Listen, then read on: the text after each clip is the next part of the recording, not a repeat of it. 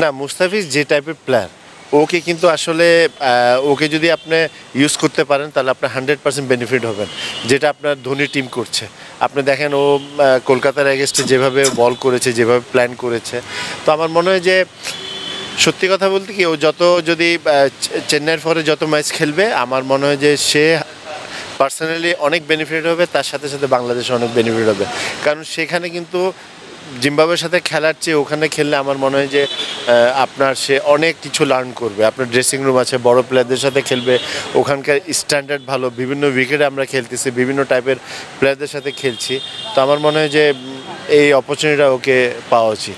না, আমার কাছে যেটা মনে হচ্ছে, যেহেতু মুস্তাফিজের পারফরমেন্স নিয়ে কিন্তু একটা আমরা চিন্তিত ছিলাম, কারণ ও গত এক বছর থেকে আসলে স্ট্রাগল করছিল, বাট এখন আইপিএলে কিন্তু ওর পারফরমেন্সটা কিন্তু ভালোর দিকে যাচ্ছে, মানে একদম যে ভালো হচ্ছে তা না। আর যেহেতু লঙ্গার ভার্সন খেলে না, তো আমার মনে হয় যে ও যদি আইপিএলে গিয়ে যদি এরকম ভালো করতে থাকে, তাহলে ওয়ার্ল্ড কাপে আমার কাছে মনে হয় যে আমরা অনেক বেশি বেনিফিটেড হবে বাংলাদেশ। সে কিন্তু আমাদের অল ফরম্যাটের, ও টেস্টও খেলছে, ওয়ানডেও খেলছে এবং টি-20 খেলছে। তো আইপিএল কিন্তু আপনার এক ধরনের কিন্তু অনেক ফ্যাটিক, কিন্তু আপনার 40-45 দিনের মধ্যে আপনার প্রচুর ম্যাচ খেলতে হয়, প্রচুর জার্নি করতে হয়। ইভেন আপনি মনে করেন যে আজকে রাত 12টা পর্যন্ত খেললেও সকাল 6টা-7টায় প্লেন আছে, সেটা যেত। এটা কিন্তু অনেক বড় একটা মানে আপনার একটা পর্যায়ে গিয়ে ফ্যাটিক চলে আসে।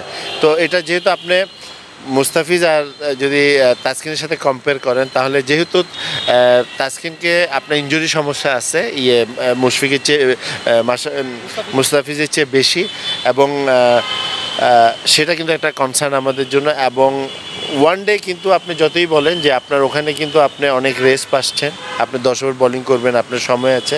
বাট যদি আইপিএল এবং বিপিএল মানে ঢাকা লিগ যদি আপনি চিন্তা করেন, আমি মনে করি তাসকিনের জন্য, যেহেতু আমাদের 3টা ফরম্যাটের প্লেয়ার, ওকে রেস্টটা ইজ ভেরি ইম্পর্টেন্ট। এবং এটাও ঠিক যে আপনার ওয়ান ডেতে হয়তো বা এখানে আমরা 2-3 দিন বা 4 দিন করে রেস্ট পাচ্ছি, যেটা কিন্তু